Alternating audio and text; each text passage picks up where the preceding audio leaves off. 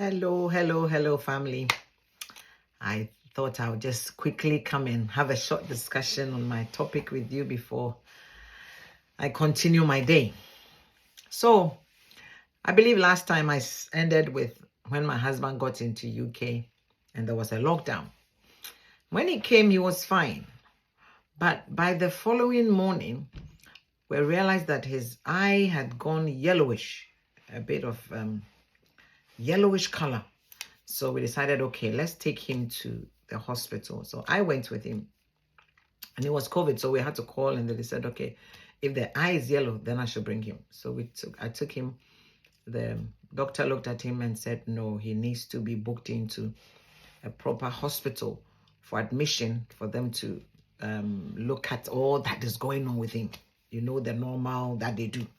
So I took him, and then because it was COVID, they took him at the door and did not let me allow us to go in. I didn't see him again from Tuesday till Friday. So they said they were running their tests and they were running their checks and everything. Obviously, with a yellowish thing, it's the liver or something. I said, oh, okay. So on Friday, then he called and said, oh, the doctor wants to discuss his treatment.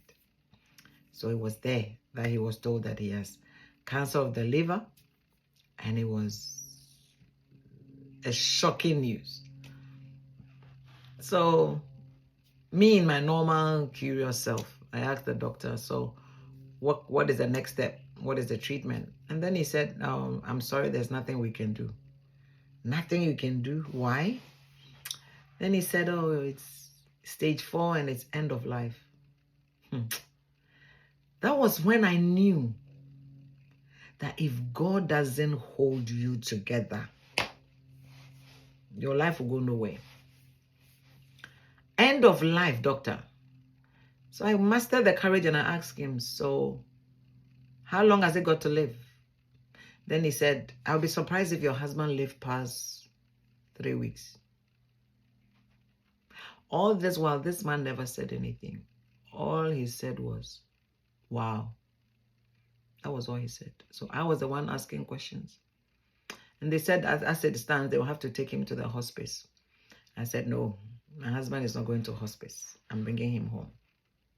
Now, this is where my challenge, the hardness of the pain, I believe, began from.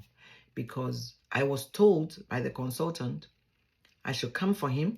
After going back and forth, negotiating about not letting him go to the hospice, they decided, okay, they released it for me to take him home.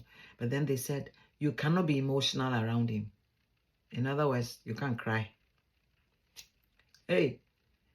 And this thing was, the news of your husband has got cancer. You have to deal with it. And you have to be the carer. But you cannot be emotional around him. And you see him in pain. And you see him going through all that. And yet they say you cannot be emotional around him. That was the hardest part of it for me. It was very, very, very hard.